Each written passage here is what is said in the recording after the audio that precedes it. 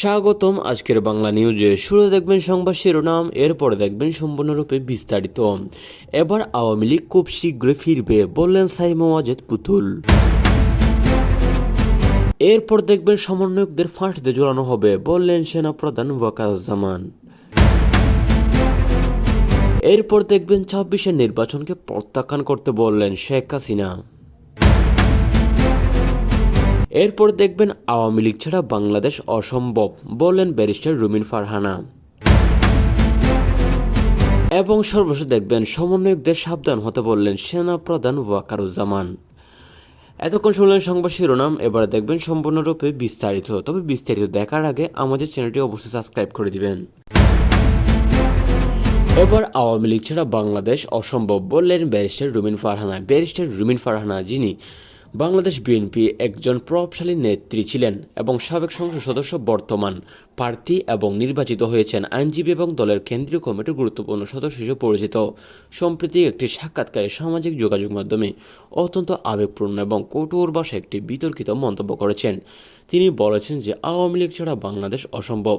রুমিন ফারহানার মতে আওয়ামী লীগ শুধু একটি রাজনৈতিক দল নয়, এটি বাংলাদেশের স্বাধীনতার ভিত্তি, মুক্তিযুদ্ধের চেতনা, বঙ্গবন্ধু শেখ মুজিবুর রহমানের স্বপ্ন এবং দেশের অস্তিত্বের অবিচ্ছেদ্য অংশ। তিনি জোর দিয়ে বলেছেন যে দেশের স্বাধীনতা আওয়ামী লীগের নেতৃত্বে অর্জিত হয়েছে, সেই দেশ রাজনীতি, সংবিধান, গণতন্ত্র এবং জাতীয় ঐক্য আওয়ামী লীগ ছাড়া টিকে থাকতে পারে না, এটা অসম্ভব।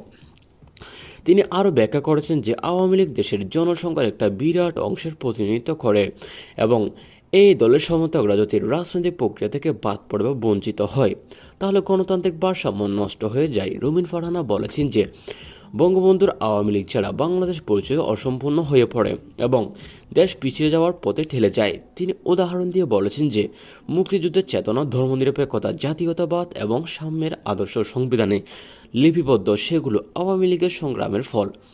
এই দলকে বাদ দিলে সেই আদর্শগুলো বিপন্ন হয়ে পড়বে। রুমিন ফারহানা সতর্ক করে বলেছেন যে আওয়ামী লীগকে নিষিদ্ধ করা বা বাদ দেওয়ার চেষ্টা মানে দেশের স্বাধীনতা অস্তিত্বের উপর আঘাত করা। বর্তমানে হয়তো বা কয়েকদিনের জন্য কার্যক্রম নিষিদ্ধ আছে, কিন্তু আজীবন যদি নিষিদ্ধ করতে চায় তাহলে সেক্ষেত্রে এটি বাংলাদেশের অস্তিত্বের উপর হুমকি স্বরূপ হতে পারে।